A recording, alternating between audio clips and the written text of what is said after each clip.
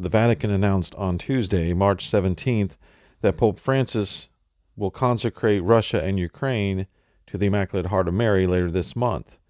Why is this important?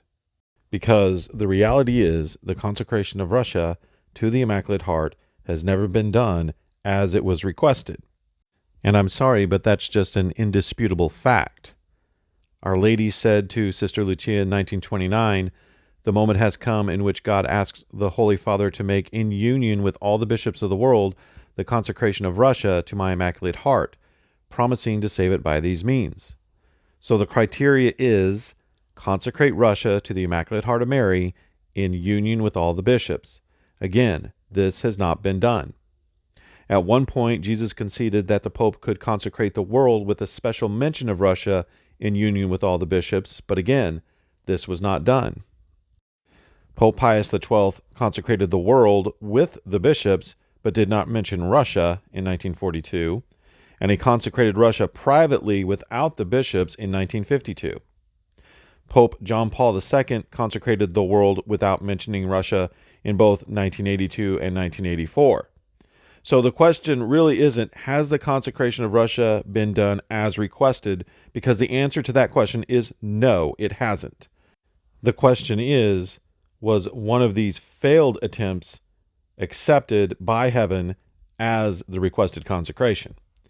That's debatable. I say no. And one of the reasons I say no is because when God asks for something to be done a certain way, he expects it to be done that way. For example, God told Moses to strike the rock once, but Moses struck it twice. This angered God, and as a result, Moses was not allowed to enter the Promised Land. So no, God is not okay with improvising or doing it my way or this is good enough. When Sister Lucy asked Jesus why he wouldn't convert Russia without the Pope doing that consecration, Jesus replied, "Because I want my whole church to recognize that consecration as a triumph of the Immaculate Heart of Mary, so that later on it will put the devotion to the Immaculate Heart beside the devotion to my Sacred Heart." As you can see, consecrating the world without even mentioning Russia or consecrating Russia privately will not make it clear to the world that Our Lady is responsible for the conversion of Russia. Now, some say Russia has clearly been converted. It's more Christian than the West. And on the surface, this looks to be true. But does the conversion of Russia mean a return to Christianity from atheistic communism, or a conversion to the fullness of the faith and incorporation into the Catholic Church? Well, let me ask you, do the Russian Orthodox accept the Immaculate Conception? No. Do they pray the Rosary as Our Lady requests all men to do? No. Does the world give credit to Our Lady for this conversion of Russia? Absolutely not. If the conversion of Russia is complete, then our Lord did not accomplish what he set out to achieve. And I'm sorry, but that's just unacceptable. Look, I know Putin isn't the evil bad guy the media is portraying him to be.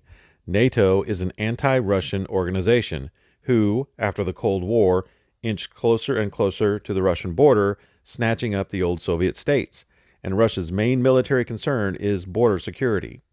In 2014, the Obama administration instigated what some call a coup, ousting the Russian-friendly government in Ukraine and installing the pro-Western anti-Russian government they have now, enshrining joining NATO in their constitution.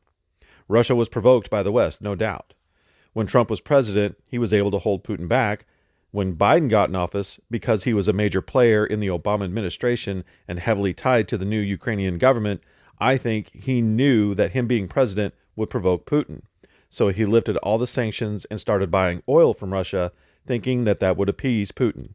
And it backfired, big time. This whole fiasco is Obama, Hillary Clinton, and Joe Biden's fault, period.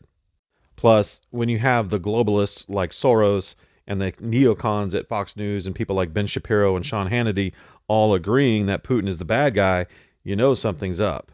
They were all against Trump too, remember? That's because they're all in on it. They're all on the same team. They have the same agenda. They just pretend to be at odds.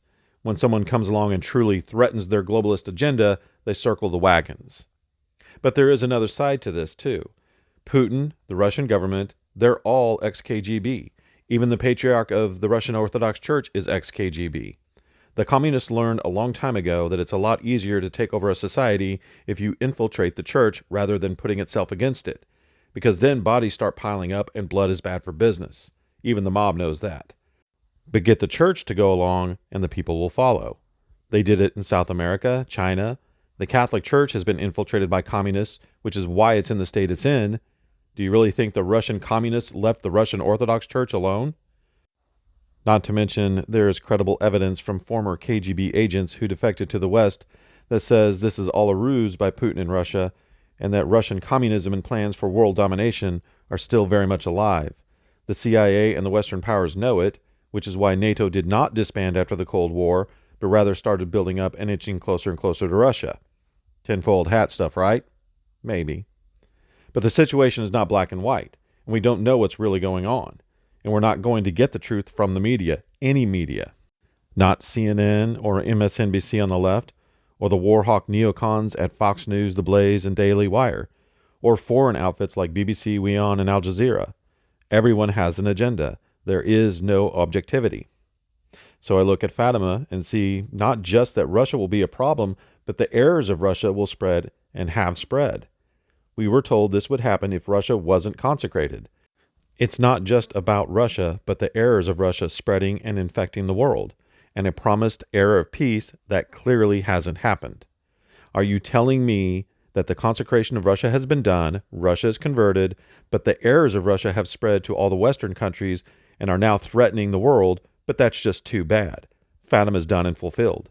No, the consecration will take care of the errors of Russia as well. Our Lady said, if my requests are heeded, Russia will be converted and there will be peace. If not, she will spread her errors throughout the world, causing wars and persecutions of the church.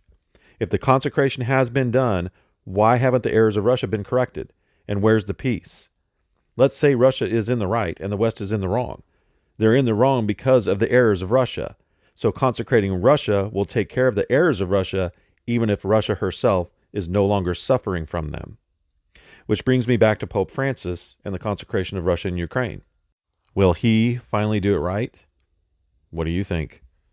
We need to pray fervently that he does, and hopefully he will. But don't get your hopes up too much.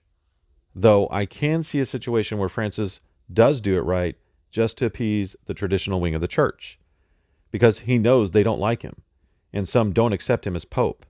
He knows they're mad at him over Traditionis Custodes, and he's a Peronist. He wants everyone to like him. He's like Bill Clinton was in that sense. He tries to give everyone what they want and bring everyone into the tent. If that's his motivation and he does it right, then that's fine by me.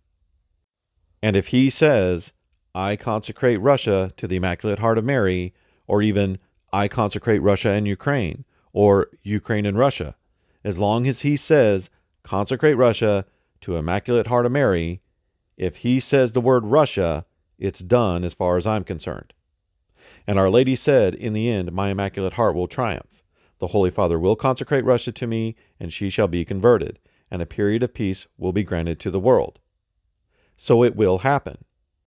And I'm cautiously optimistic about this consecration by Francis. Until my next video, God bless.